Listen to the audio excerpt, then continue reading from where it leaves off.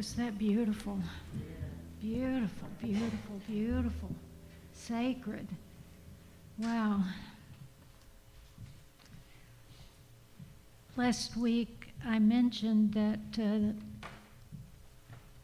Halloween and All Hallows Eve, where the name came from, that it's believed in the Celtic tradition that there are thin places on the earth. And perhaps there are.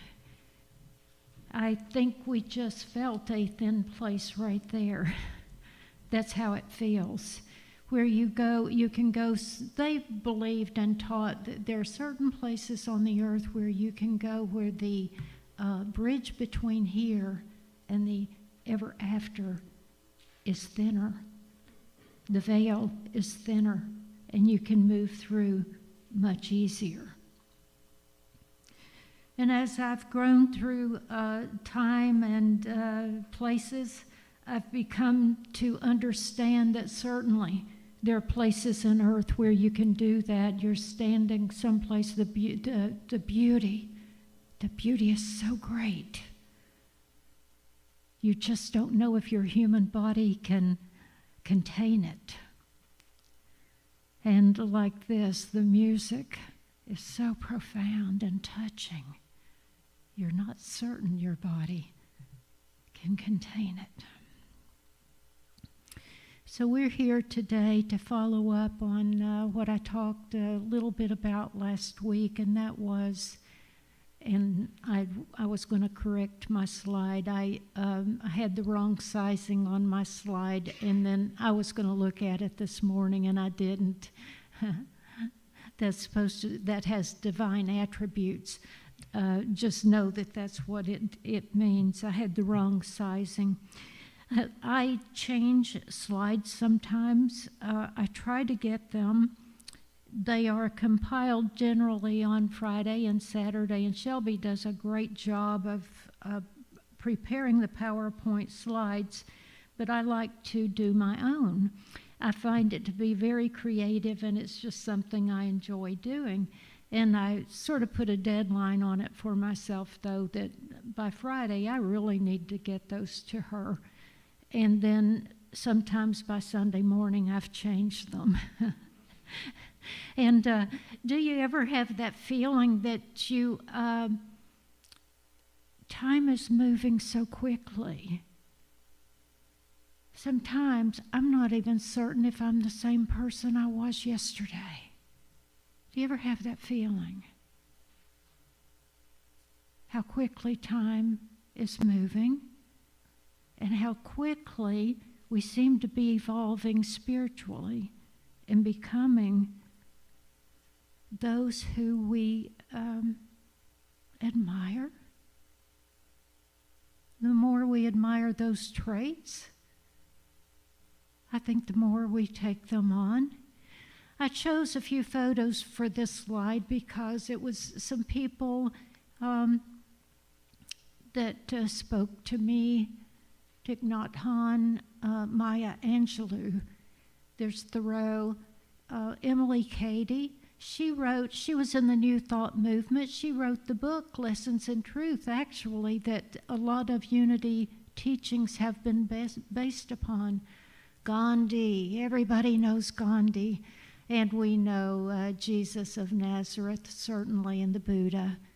And so many others aren't there. I want you to think of people you admire. Would you? Would you think of that for me? Think of people you admire, and then think of the traits that they have that you admire. Are those the traits that you want for yourself? Are they? Some of the shared traits that these people had in common are, we know they had a clarity of purpose, didn't they? They knew what their purpose was, and they were determined to accomplish it. I admire that. You know, if they hadn't been, we wouldn't know their names today, would we? There are a whole lot of other people that have lived, and we don't hold their names as a person to look up to. But we certainly do those that I mentioned, and many, many more. I mean, that's just a handful that I placed up there. But they had some shared traits, and in their background, they had a lot in common too. And they shared deep faith and inner conviction, always. They had deep faith in what they were teaching, what they were living. They lived their faith. Compassion and universal love is what they taught. They taught focus and discipline. If you really, really, really want to make a difference with your life, you need to be focused, don't you? You need to focus on whatever it is that you really want to achieve with your life, and not be so scattered like it is when you'll sit down to look at your social media sometimes, and the next thing you know, whatever it was you went to look for, it's an hour later and you can't even remember what you were first looking for, right? So I'd suggest don't even open it up until you have time to do that, and first focus on what you need to get done. What you need to get done. Do that. What's important to you. What's important to you. And we know with each of these people, there were interludes in their lives where they grew. They spiritually grew. We know that.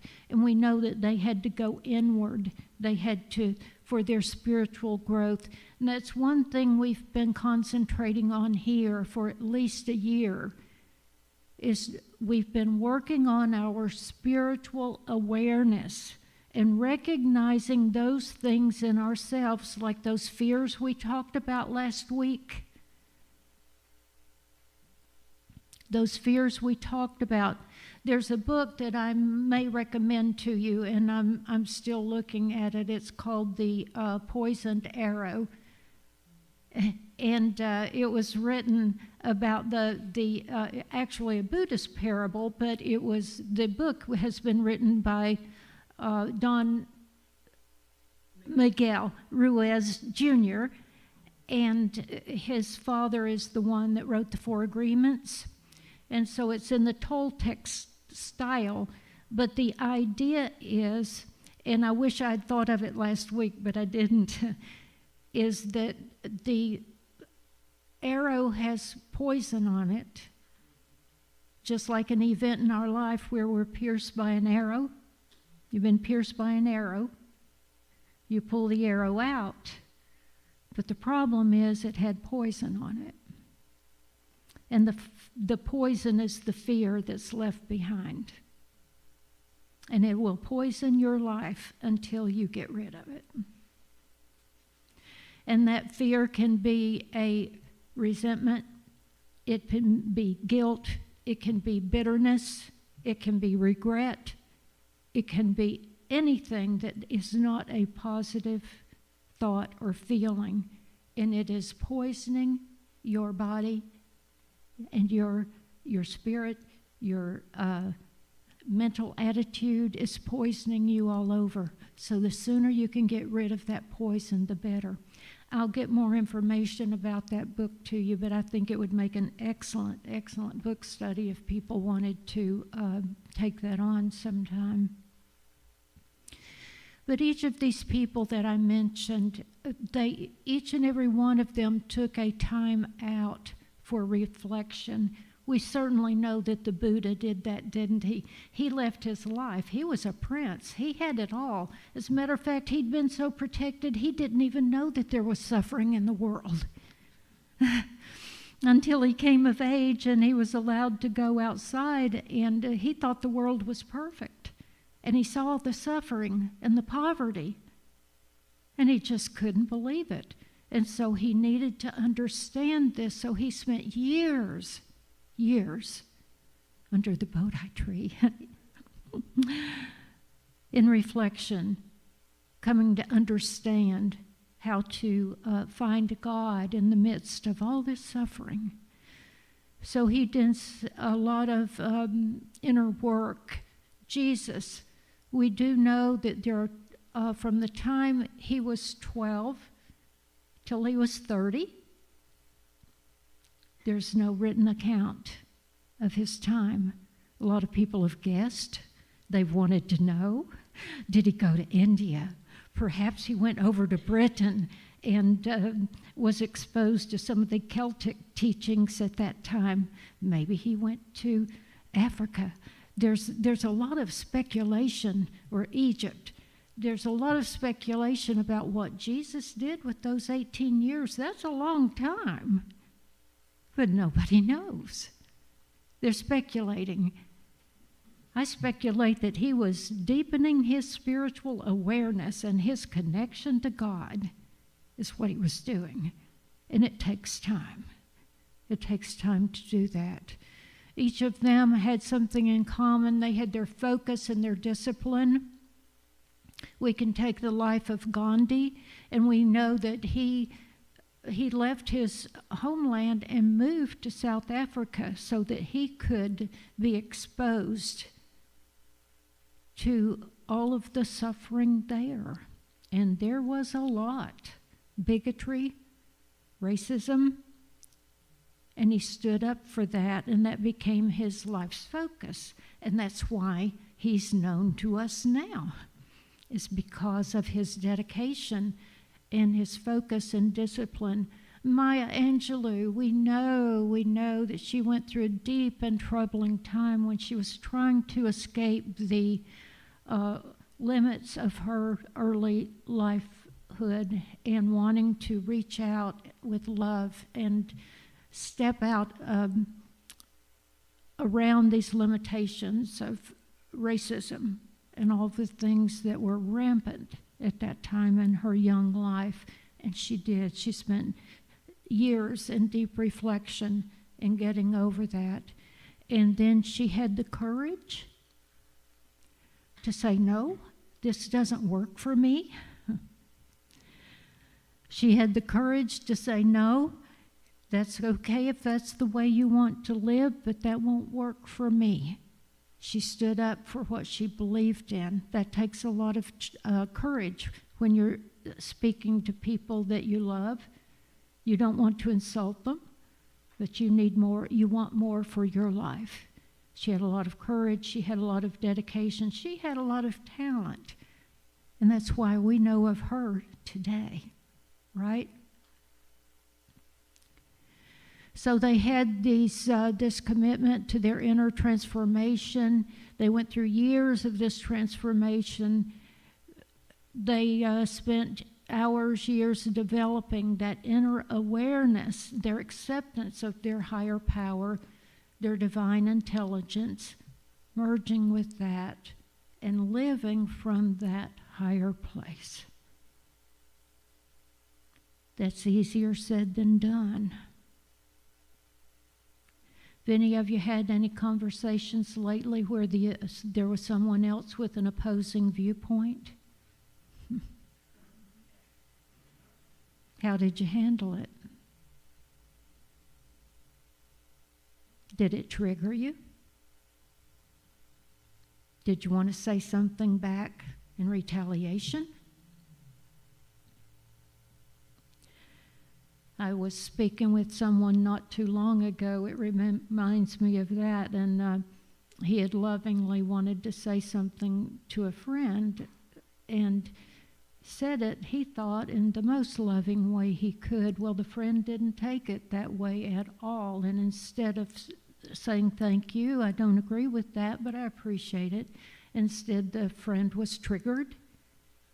And then they just let loose with a lot of venomous, mean, hateful, ugly, awful stuff that came from a place of fear and not being seen and bitterness. Maybe they'd let something fester.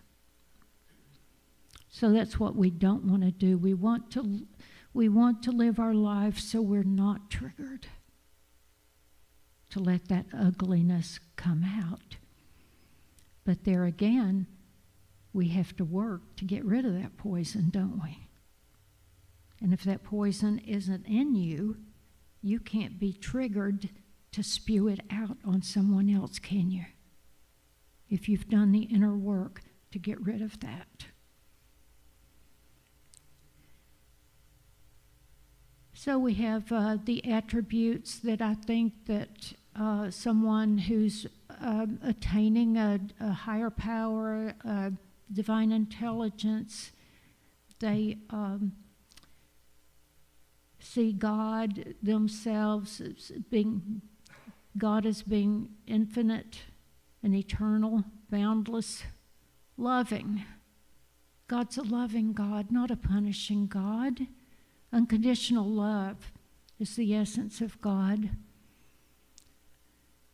Creative, the divine intelligence that we respond to and flow with is creative. It's the source of all creation and invites us to be co-creators. Peaceful, harmonious, still, and serenity. Never haughty.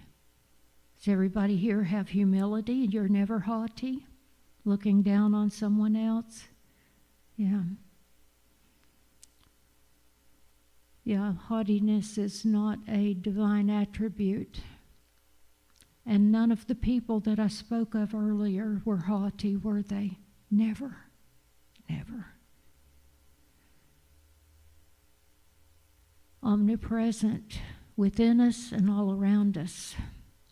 Trustworthy, empowers us to live fully while deepening our faith. I have faith. I'm deepening my faith. I've told you before, I'm learning to walk on water. And it's been a slow process, but I'm learning, and I'm still committed to that. I'm learning to walk on water while I'm still on this earth, and I guarantee you before I leave, I don't know, maybe I'll do like I saw on social media the other day and put some rubber bands and some empty bottles on the bottom of my feet and start walking across water. It worked. It did. I saw it.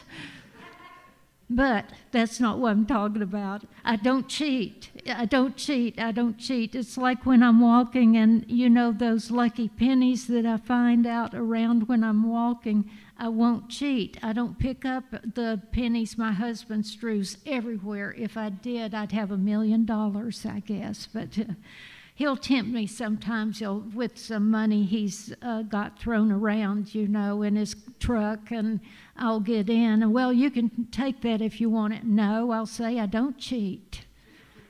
I don't cheat. I either found that penny the right way or it's not mine. Yeah, that's right. I don't cheat by putting something on the bottom of my feet to walk on water. I'm going to do that on my own. I'm developing my faith to be able to do that. Oh, some of the other qualities they have: kind, compassionate, joyful, forgiving. Is everybody here forgiving? You forgive easily. Others, how about yourself? Work on that too. That's another poison, okay? Get it out of your system if you're not forgiving of yourself. Offer grace to others. Forgiveness, continual growth.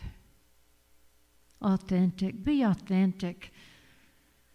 Truth, sincerity, and alignment with our highest self. That's what we're searching for. I think that it's important to look at the people that we do admire and whatever qualities that they have. I admire Walt Disney. I thought he was wonderful at creating great and wonderful things, wasn't he? So creative.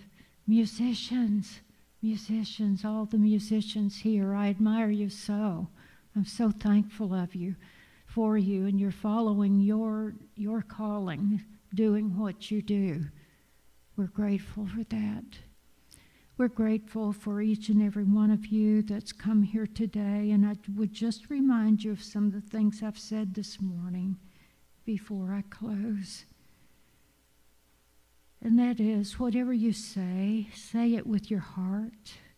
If you tell someone you're going to pray for them, write that on your heart and pray for them diligently for a certain period of time, whatever feels appropriate to you, until you see the results. Continue praying for them. Pray for yourself. Pray for our government. Pray for our world. Look for the qualities in the people that you most admire. Emulate that. Become that. And seek peace of heart and mind in whatever you do. Thank you for being here. Thank you for your time.